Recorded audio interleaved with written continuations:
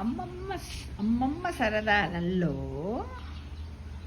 గేయం బుజ్జిమేక గేయం.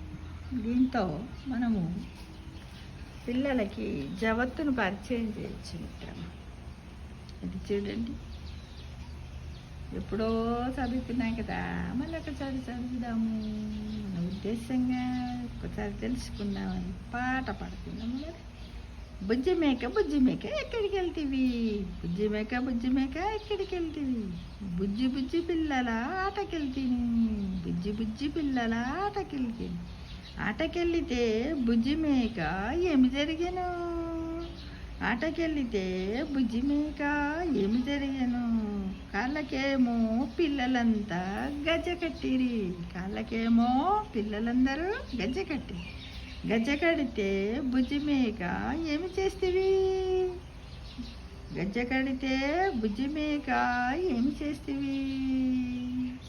గజ్జలతో గంతులేస్తూ ఇంటికెళ్తీని, గజ్జలతో గంతులేస్తూ ఇంటికెళ్తీని. అంటే ఒక మేకను పట్టుకొని పిల్లలు అంటున్నారన్నమాట, బాలుడు బాలిక.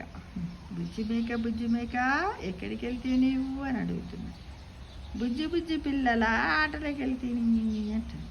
ఆటకెళ్ళితే బుజ్జిమేక ఏమి జరిగాను అంటున్నా. కాళ్ళకేమో పిల్లలంతా గజ్జ కట్టిరి, గజ్జ కడితే బుజ్జిమేక ఏమి చేస్తీవి అని అడిగితే గజ్జలతో గంతులేస్తూ ఇంటికి వెళ్తీని అని బుజ్జిమేక పిల్లలతో చెప్పినట్టుగా ఇలా జావత్తును పరిచయం చేస్తూ ఇలా రాశారు. మేము చదువుకున్నప్పుడేమో వేరే రకంగా ఉంటుంది. ఏంది, బుజ్జిమేక బుజ్జిమేక ఎక్కడికి వెళ్తీవి, రాజుగారి దొడ్డిలోన మేటకెళ్తీని, రాజుగారి దొడ్డిలోన మేటకెళ్తీని.